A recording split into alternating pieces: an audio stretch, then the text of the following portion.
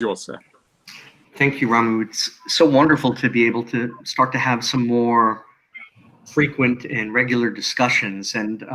really appreciate the opportunity, and Tuan, as always, and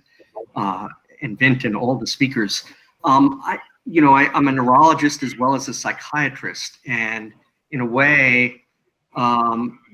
this transcends then the distinction between and among fields, and also levels of neural networks and networks. We, in our human capacities, have emergent functions from our networks, and we have hidden layers, if you will, that are not accessible to us even as consciously aware beings, that have to do with how we process information and emotion and make decisions and regulate behavior. All of this gets transduced and magnified and accelerated by the technology that we're talking about today, to a point where, the Internet of Things, we've heard the Internet of Functions, in a way, the Internet is an instantiation of the Internet of Brains, because there's a brain sitting behind every computer, and now, of course, there are computer brains, if you will, in AI that are being developed, and how all these brains are going to interact in a pro-social rather than antisocial way is a major, major concern that keeps coming up again and again. While it's an oversimplification, and you've heard me talk about this before in fora that we've had, I think this sort of pro-social versus antisocial tendencies of us as individuals, of us as a species, come to the fore, and the notion of in-groups and out-groups, and the tendencies that we see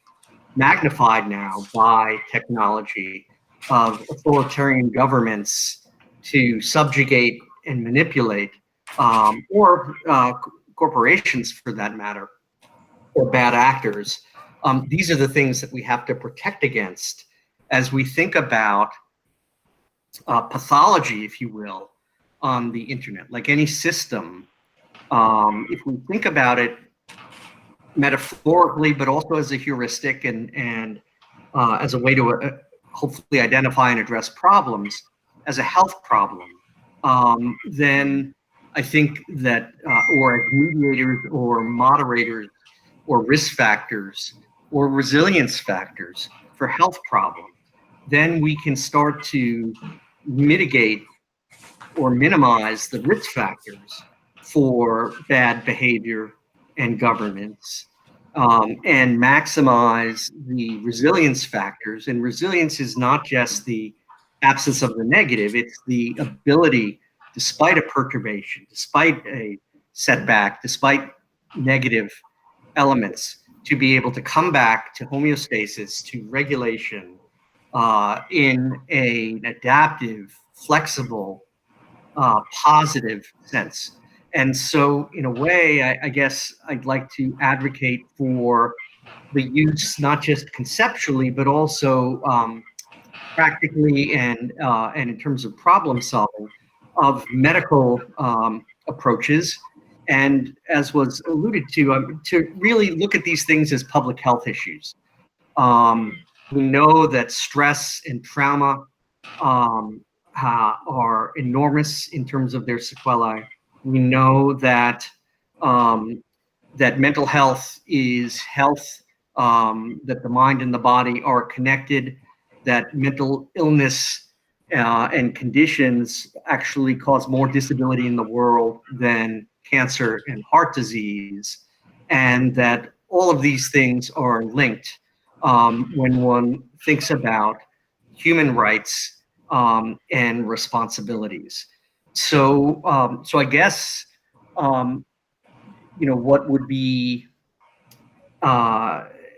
possible to add to the discussion from a physician, brain scientist point of view is the notion that the more we can look at what's going on the internet and in human society and the interaction of those two from the point of view of maximizing human health and mental health, and the more we can utilize what we're learning in recent decades about the brain mind and ways in which people and groups of people can be mobilized for good, not just for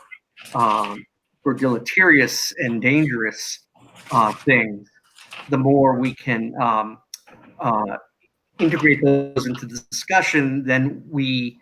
will have additional tools with which to address some of the dangers and realize some of the possibilities that we're talking about today. Thank you. Thank you so much, David. And I'm always fascinated how you bring your neurological and physiological imagery and metaphors into the larger canvas of human life. And I think that the point you made about the absence of the negative not being an assurance of the presence of the positive is something that we at the United Nations have learned over the past 75 years, and I suspect we'll continue to learn over the next 25. So thank you for that and all the other insights that